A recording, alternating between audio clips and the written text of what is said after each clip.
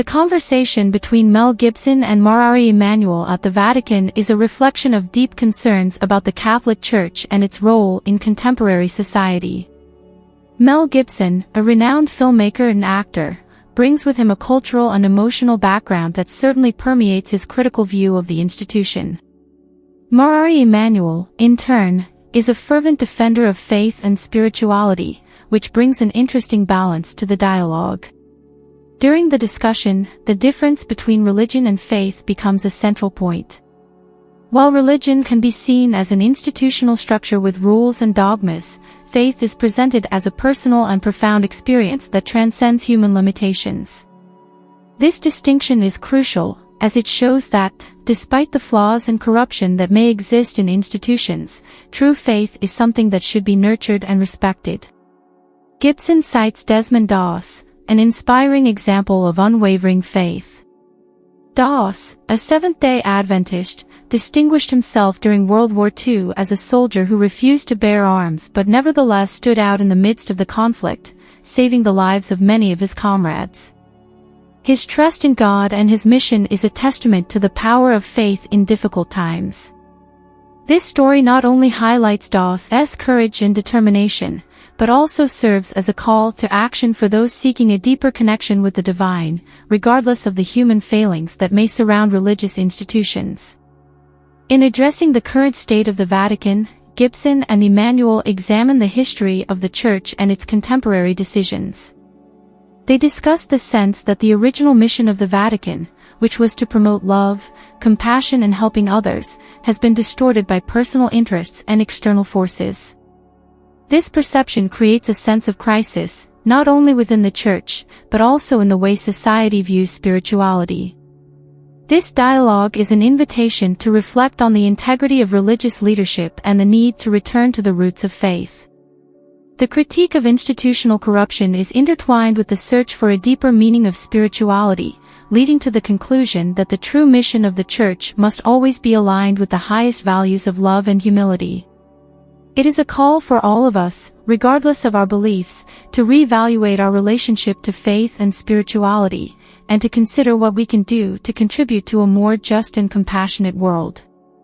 The Vatican has long been seen as a beacon of faith and morality, but in recent decades, that image has been deeply challenged. The criticisms and crises that have emerged reflect not only the failings of individuals, but also a broader disconnect with the principles that underpin the Catholic faith. The fact that the Vatican, which should be a symbol of integrity and spiritual leadership, is facing allegations of corruption and cover-up is alarming. For many Catholics, this situation creates a crisis of trust, causing them to question the authenticity of the teachings they have received all their lives. Mel Gibson, an artist with a deep Catholic faith, has come to this discussion with an interesting perspective. His film, The Passion of the Christ, not only became a worldwide success, but also offered a fresh look at Christ's sacrifice, highlighting the importance of his teachings in a contemporary context. Having previously reflected on his own relationship with faith, he now expresses concerns about what is happening within the Church.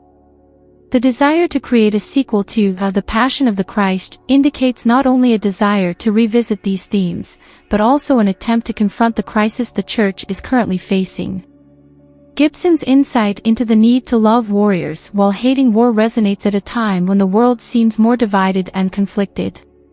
The message that we must seek love and peace, even in the face of great challenges, is vital. He says the Church needs to re-examine itself and reconnect with the fundamental principles that have made it relevant to so many over the centuries. He worries that if the Vatican does not mend its ways and return to its roots, it could lose its relevance and its ability to guide people in their spiritual lives. Ultimately, this discussion is not just about the Vatican or Mel Gibson, it is about all Catholics seeking to understand how their faith can manifest itself in a changing world. The challenges facing the Church reflect universal questions about leadership, morality, and the role of faith in our lives. What is at stake is more than institutions and people. It is about the essence of belief and the hope that, no matter the crises, the love and teachings of Christ can prevail and inspire a better future. The challenges of modernity have placed the Church in a delicate position, reflecting an urgent need for adaptation and renewal. Maury Emanuel's vision brings to light a profound discussion about the evolution of the Church, taking into account not only current problems, but also the rich history that has shaped its trajectory. Emanuel invites us to look to the past, where the Vatican was a pillar of power and influence, both in the religious and political spheres. However, this authority did not come without costs, and the scandals that have tarnished its reputation over the years are a testament to the complexity of this relationship between power and morality. The increasing secularization of society is one of the main factors that Emanuel points to as a significant challenge. As traditional Christian values lose ground in people's daily lives, the Church faces pressure to reinvent itself in order to remain relevant. Criticism of the Vatican is not merely an act of discontent, but a call to reflect on the principles that underpin the Christian faith. Emanuel emphasizes the importance of returning to these principles, seeking a spiritual renewal that can resonate with the needs and desires of the contemporary world. The idea of a spiritual renaissance is not just a theoretical proposition, it is a practical necessity. Emanuel suggests that for the Church to find a way forward, it must engage in an open dialogue with current challenges, acknowledging past failures but also learning from them. He points to the possibility of a Church that is more inclusive, that promotes authentic spirituality, and that focuses on building a caring community. Such a transformation is not only desirable, but essential if the Christian message is to regain its impact and relevance in a rapidly changing world. Emanuel's approach is a powerful reminder that while modernity brings unprecedented challenges, it also offers unique opportunities for the Church to renew itself and connect with people in a deeper way. The invitation to reflection and action is not only for ecclesiastical leadership, but for all the faithful who wish to see a Church that fully lives the values it professes. In this way, spiritual renaissance becomes not only a goal, but a path to be walked together, in search of a future where faith and life are meaningfully intertwined. The discussion about Oprah Winfrey and Cat Williams is truly thought-provoking. Oprah, an iconic figure, has always been admired for her contributions to empowerment, education, and support for various social causes. Her image is of a benevolent person, someone who inspires and transforms lives. However, Cat Williams' criticisms bring a new perspective. Williams is known for his acerbic humor and for not being afraid to challenge powerful figures, and his observations about Oprah reveal a possible disconnect between her public image and her personal actions. Williams's criticism suggests that Oprah may be more concerned with maintaining her image than with the authenticity of her actions. This raises the question, to what extent does the public figure we know represent the true essence of the person? This question is fueled by some of Oprah's actions that, through Williams's lens, can appear manipulative or controlling. The fact that Keanu Reeves, a figure usually associated with humility and detachment from controversy, has endorsed Williams only adds fuel to the fire. It's a reminder that even those who seem unassailable, like Oprah, can be challenged. The situation is further complicated by the ongoing controversy surrounding his fundraising for Maui firefighters. Jason Momoa's displeasure with Oprah's comments shows that his intentions, which some may see as altruistic, can be interpreted differently by others. The debate extends to the true effectiveness of his philanthropy and whether he truly listens to the voices of the communities he seeks to help. Williams' criticism and Momoa's pushback reveal a broader frustration with the role of celebrities in society, especially when their actions are seen as superficial or out of touch with the realities of people facing hardship. In short, this situation makes us think about the complexity of public figures and the dichotomy between image and reality. While Oprah may have done a lot for many people, Cat Williams' criticism invites us to take a closer look and question the true motivations and impacts of these personalities' actions.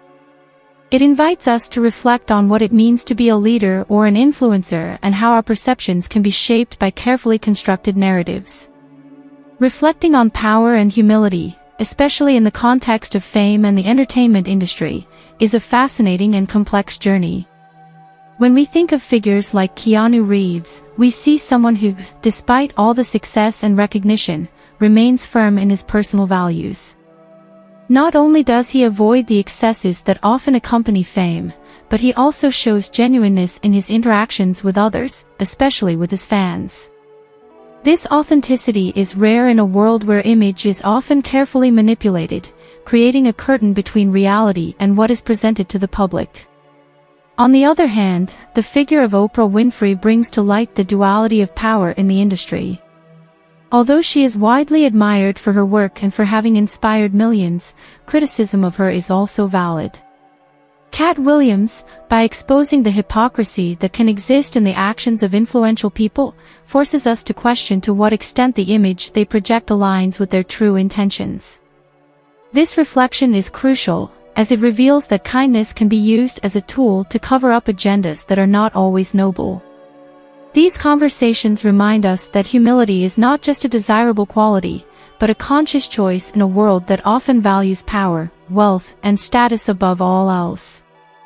The dialogue between the pursuit of an authentic life and the pressures of fame is a reminder that all of us, regardless of our status, should strive to live truthfully, connecting with others in genuine and honest ways. In this sense, the hope for a more transparent future connected to the fundamental values of faith and humanity is a call to action. It is an invitation for not only the powerful, but all of us, to reflect on how our actions and intentions can impact others. True strength lies in the ability to remain humble, to listen and learn, and to act on our principles regardless of external pressures. Thus, at the end of the day, it is our shared humanity that can unite us, even amid the complexities of power and fame.